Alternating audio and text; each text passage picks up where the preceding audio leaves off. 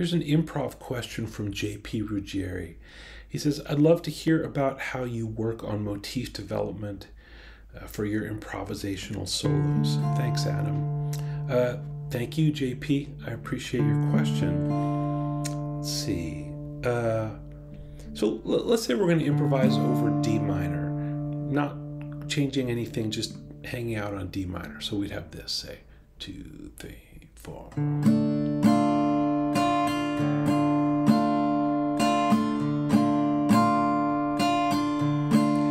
The first thing that comes to mind is that. There's two aspects of that I want you to notice, because this is how I think about developing motifs. The first thing is that the rhythmic aspect. It's short, long.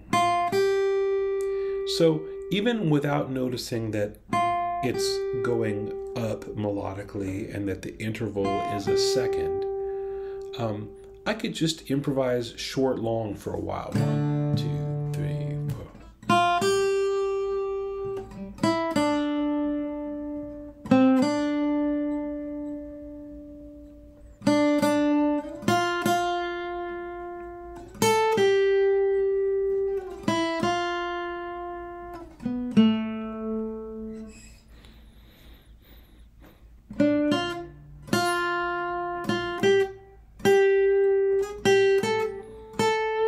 Now I've moved to a new kind of phrase, and I'm playing with that at the end there.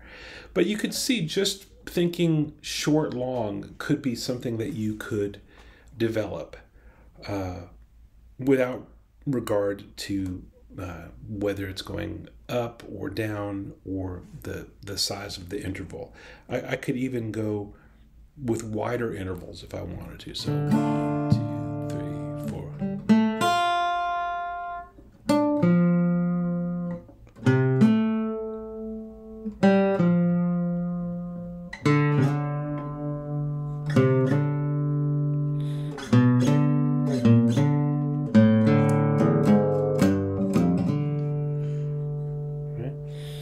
So there's that kind of thing.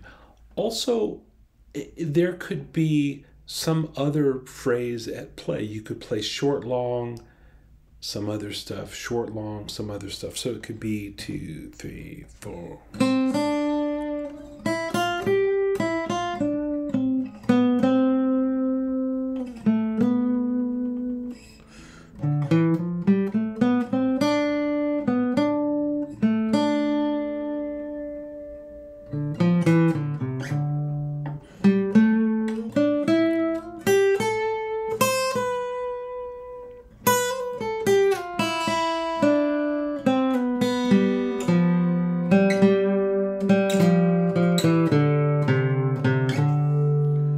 So I ended again with that short, long phrase.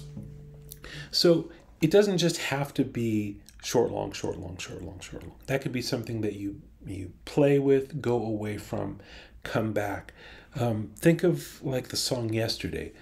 Da da da da da da da da da da da da da da da da da da da.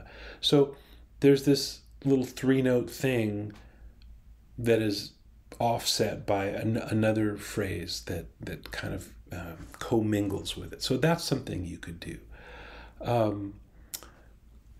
You could just think about intervals like that. That's a second. So you could try to do an improvisation just using seconds.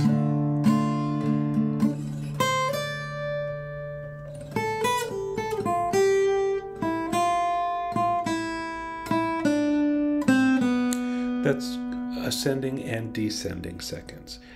You could also think about how a second is related in an inverse way to sevenths. So if we go back to that opening thing that I did, I went F, G. But if I went F down to G, that's a seventh. So F up to G is a second, F down to G is a seventh. So maybe I could play with seconds and sevenths.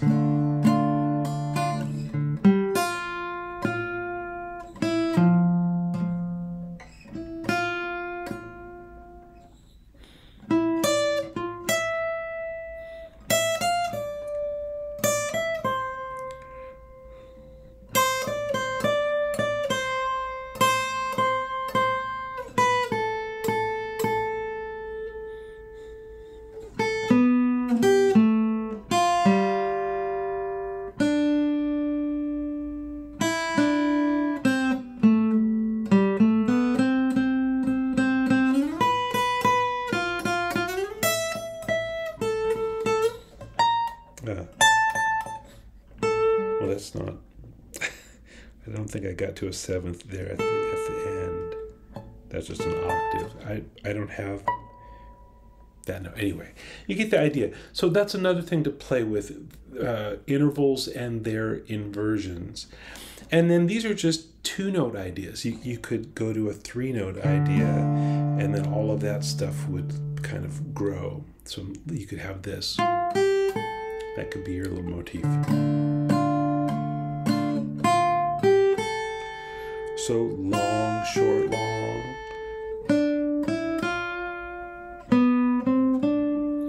Go down. Interject something else.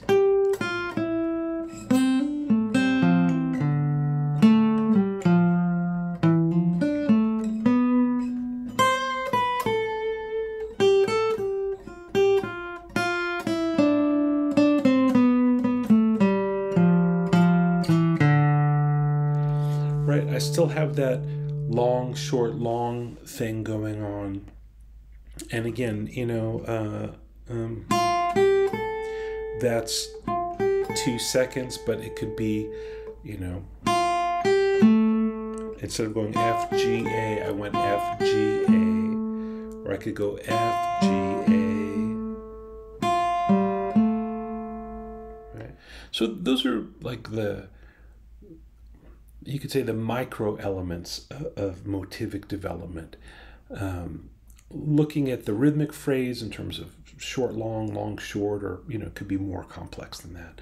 And then looking at the intervals, first as they are using seconds or thirds or whatever, and then their inversions. So the inversion of a second would be a seventh. The inversion of a third would be a sixth, playing with that kind of stuff.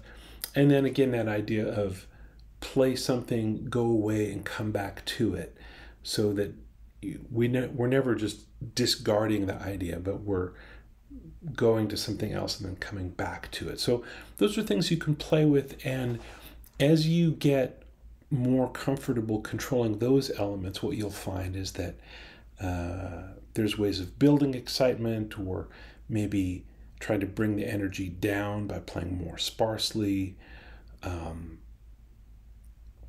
Bring energy up could be play faster, higher, louder, play with more intensity. And bring the energy down could be having things kind of dissipate or elongate in terms of the quiet space in between the elements.